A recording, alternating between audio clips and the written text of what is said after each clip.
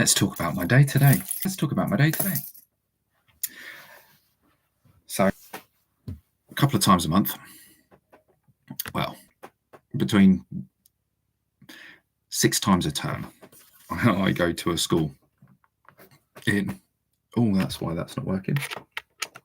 I go to a school in London and I help the teachers with some aches, pains, and injuries. That's what I do there. The kind of aim is that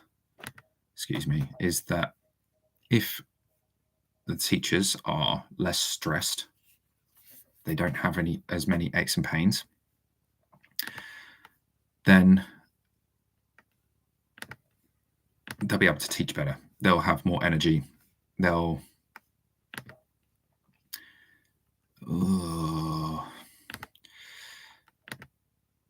just have a better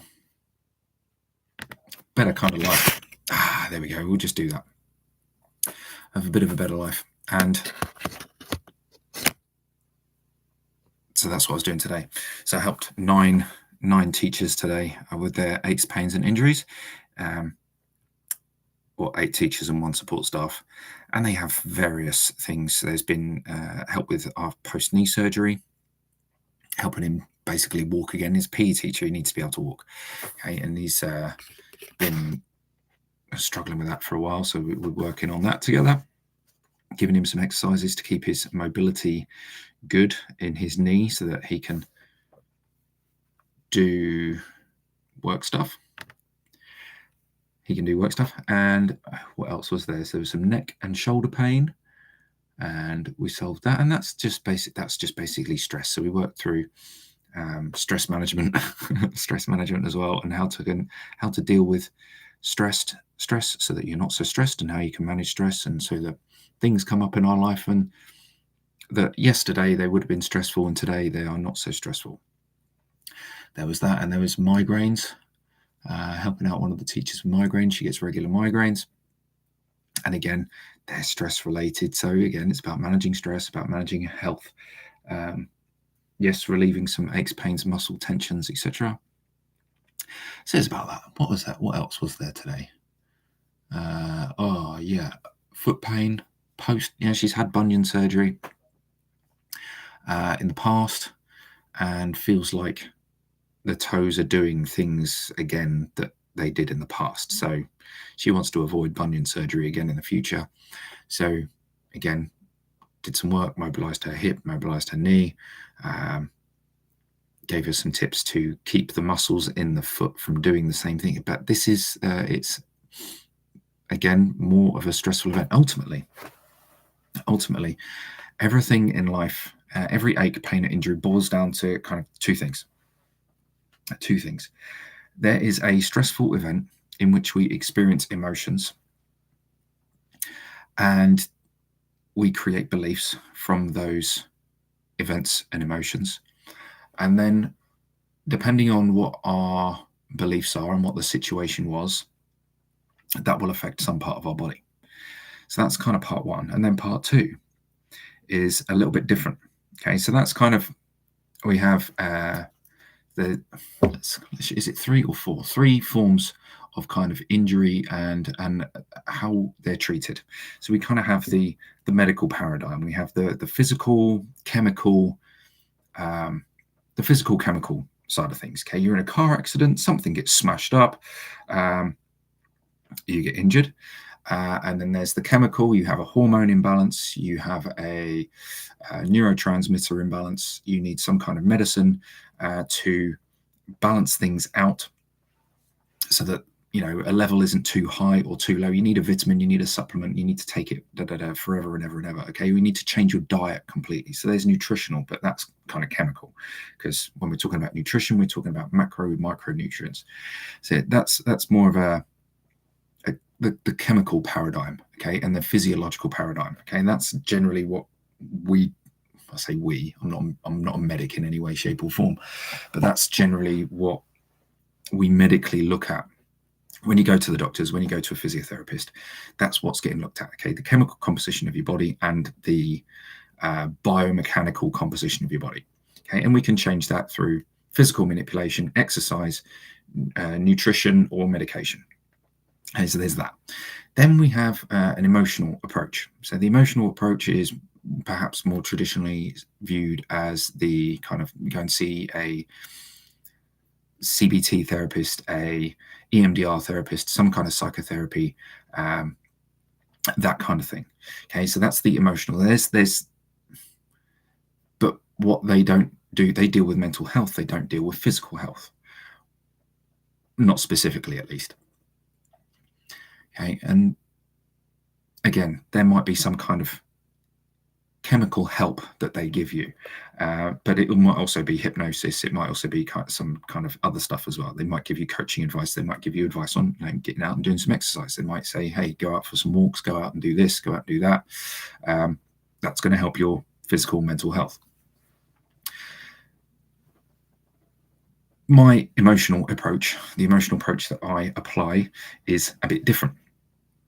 It comes from a guy called Dr. Richard Harmer, German New Medicine or Germanic New Medicine, and he correlated emotions and events to body parts. Okay, and if we have a certain type of emotion, that will affect a certain organ or a certain process within the body or a certain area of the body. Okay, and if we have an emotion to do with, say, sport, okay, we don't feel good enough at sport, let's say, that then will lead to knee and ankle issues. Okay, my life has been full of knee and ankle issues, and I've always thought I should be better at football, I should be better at judo, I should be better at running, I should be better at this, okay, an endless stream of I should be better at some kind of sport. Okay, and I've also had an endless amount of ankle and knee injuries and the occasional hip injury. So that kind of tallies up nicely for me, and the amount of clients I've had who I've worked on with this emotional way of viewing the body, it very nearly always tallies up with them. So if someone's having a shoulder problem, generally means they're having an issue with a family member of some type. If there's someone's having a neck or a head, like i.e. migraines or a TMJ thing, generally means they have an intelligence issue, as in they don't feel intelligent enough, or somebody in their life is being stupid, acting stupid. Okay, and literally, if someone's stupid in your life, what does it feel like? You feel like you're banging your head against a brick wall. Bam, bam, bam, bam, bam. What's going to happen? Headache, migraine. You're going to get all tense in the neck. So emotions and the events that we go through have a physiological adaptation, make a physiological adaptation on our body. Okay, if we think about fear for a moment, so if we're scared, what physiologically happens when we're scared? Okay, we breathe faster, we get tense through the chest, we try to kind of defend ourselves, okay, as if something is actually attacking us. Now, sometimes things are actually attacking us. Okay, very rare, but sometimes that's true. Okay, but even if nothing has ever or ever really will attack us, we have a psychological feeling of being attacked. So we defend ourselves. We get all tense, we get all tight. Okay, our chest tightens up, our breathing changes, heart rate increases, blood pressure goes up. We're ready to fight or get kicked the crap out of or to run away. Okay, so tummy tenses up. Okay, and then that causes digestive issues, that causes breathing issues, that causes blood pressure issues. It causes us not being able to think issues. Okay, it causes all kinds of different issues based on emotions we're feeling.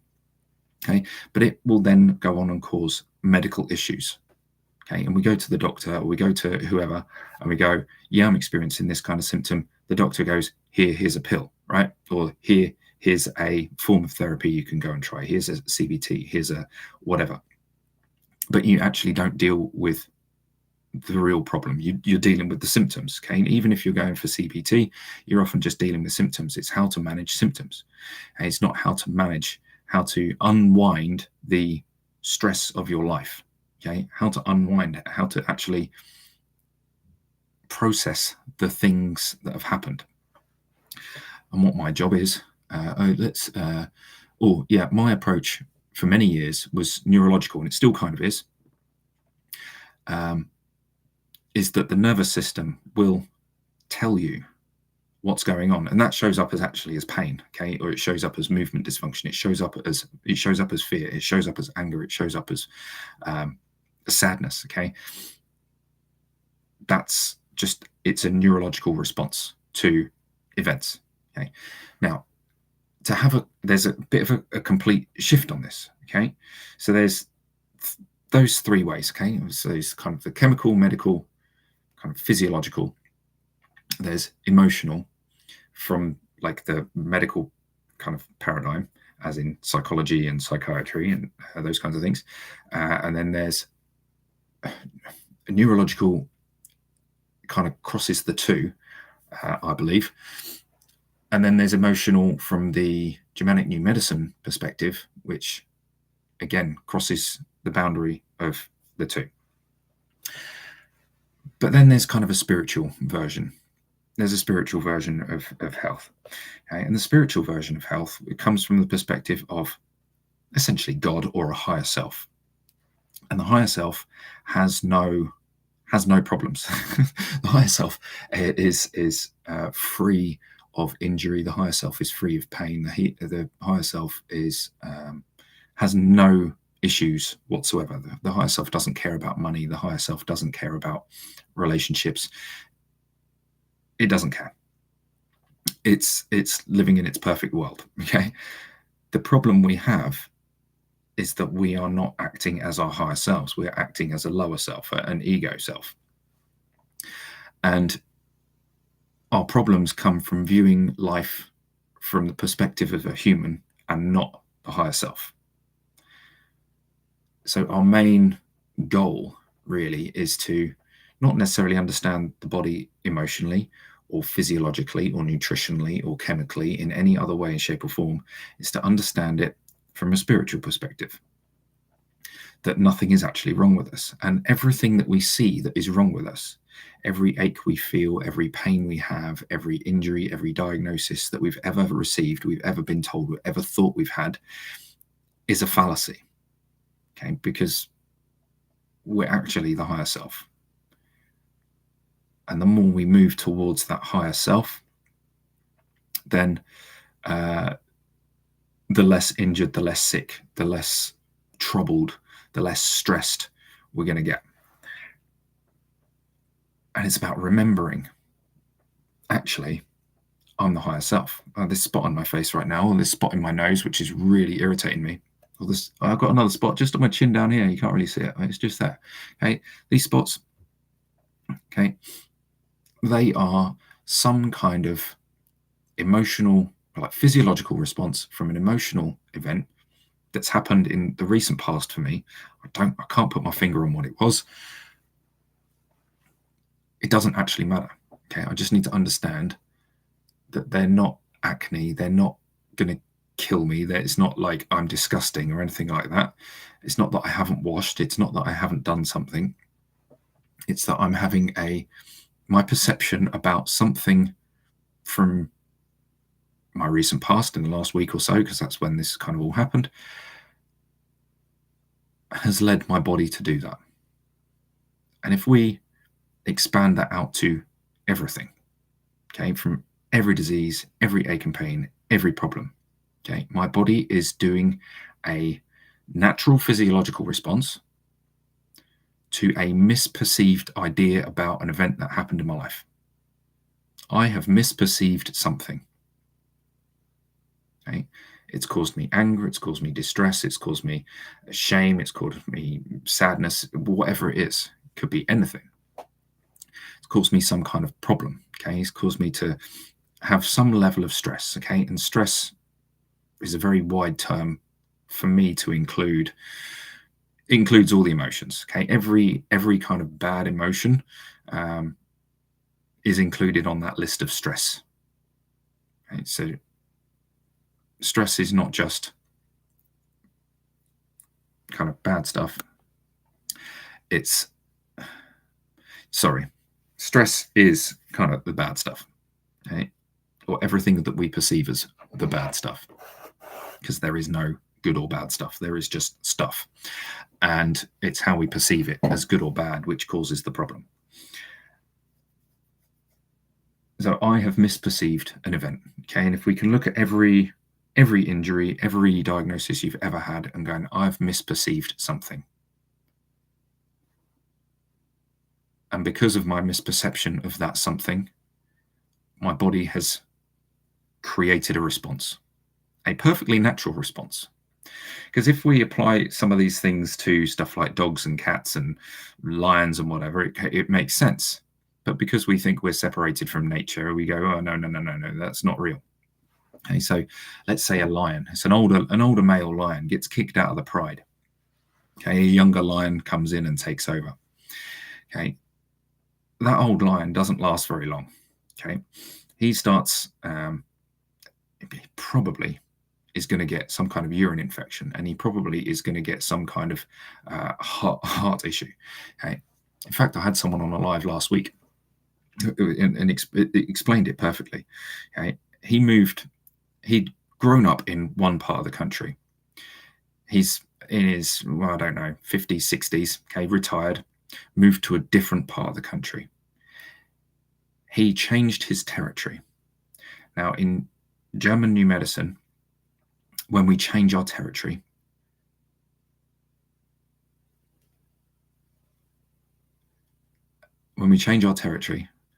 the sorry, I lost track. So according to German New Medicine, changing our territory, that affects the heart. This guy had a massive heart attack. Maybe not massive. He had a heart attack when he changed his territory. He felt like he was invading another place. Okay? He felt completely out of place in a new area. He had no friends there. He had no family there apart from his partner. And when I told him like that, it's like, oh yeah, that makes sense. Because he had no social group. And it's only since kind of meeting people and settling in and getting to know the new area that he actually began to settle down. And I explained that, it's relatively common particularly in men, but it probably happens in women as well, that, when you retire, it's quite common that within a year or two, people have a heart attack. Okay, I don't have any statistics on that, but it was something my father was very afraid of when he left his job many years ago when he retired. Because a lot of his friends, when they retired, had massive heart attacks and died very soon after leaving their job. And my father-in-law was also a bit concerned about that because a lot of his friends left the place of work and had heart attacks very soon after retiring, okay, within a few months to within a couple of years. For DMF, what is DMF? I'm not going to have a heart attack because I know why, from this perspective, why heart attacks happen.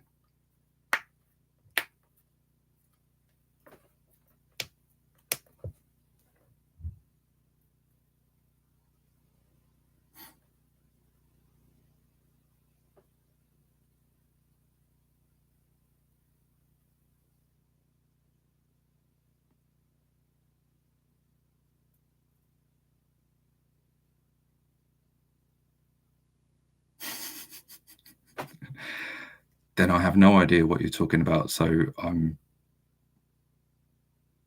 don't know what that is. So no, cool. Do you know what? I'm on Google over here. Let's find out.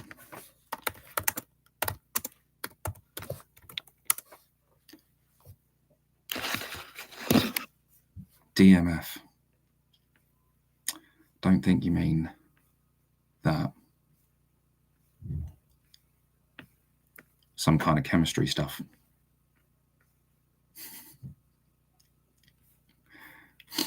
No.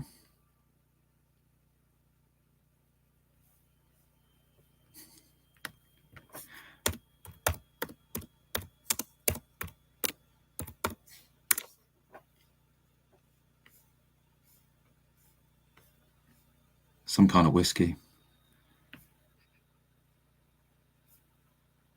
Don't know. doesn't sound like my cup of tea. Or maybe it is, but I'm not interested right now.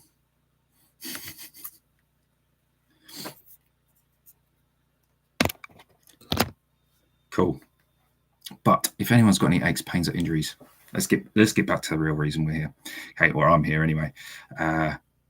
If you got any aches, pains, or injuries, pop them in the comments, and we'll get it fixed up. Okay, we'll get it so that there is no pain. Yeah, maybe not no pain, but a reduction. A reduction in pain. Yeah. That's YouTube. Okay. Let's have a look.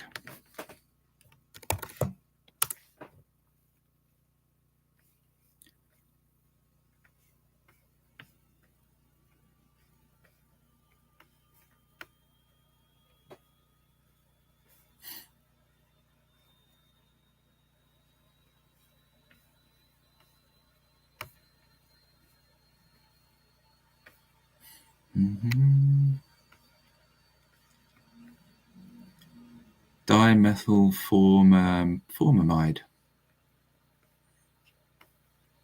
Organic chemistry. How DMF mastery. How Busquets controls the game. Defensive midfielder.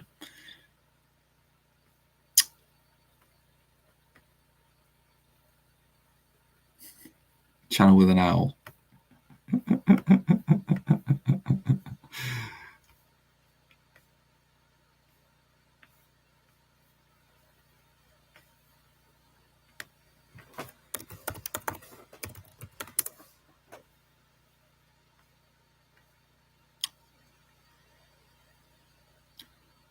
Let's have a little look.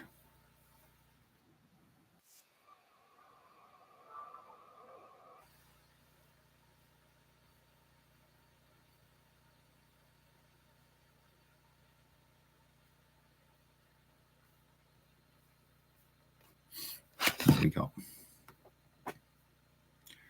Transmitting glitches from Perception's Edge, a human AI experiment, sound tracking, realities flicker, future machine minds. Your weirdness is welcome. We're just as at tomorrow's threshold.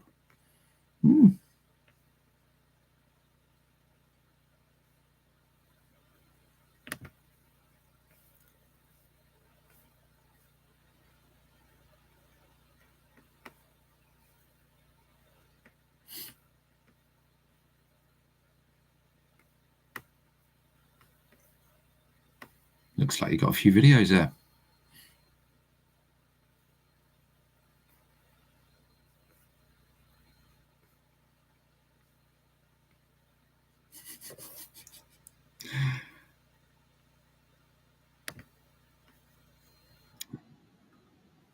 Is it music?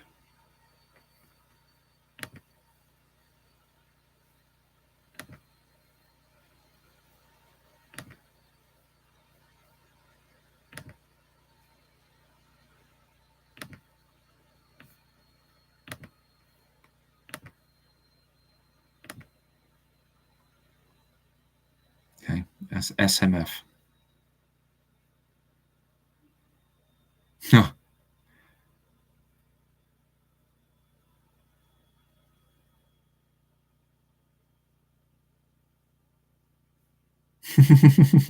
Fair enough.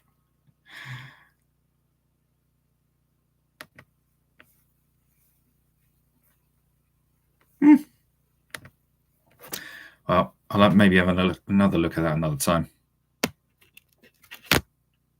Oops.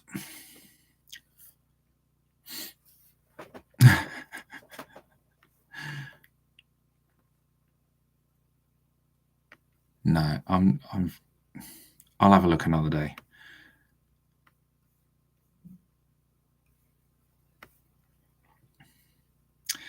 All right, I'm going to shoot off and go find a film to watch. Thank you for coming on and chatting away a little bit. I'll see you again another time.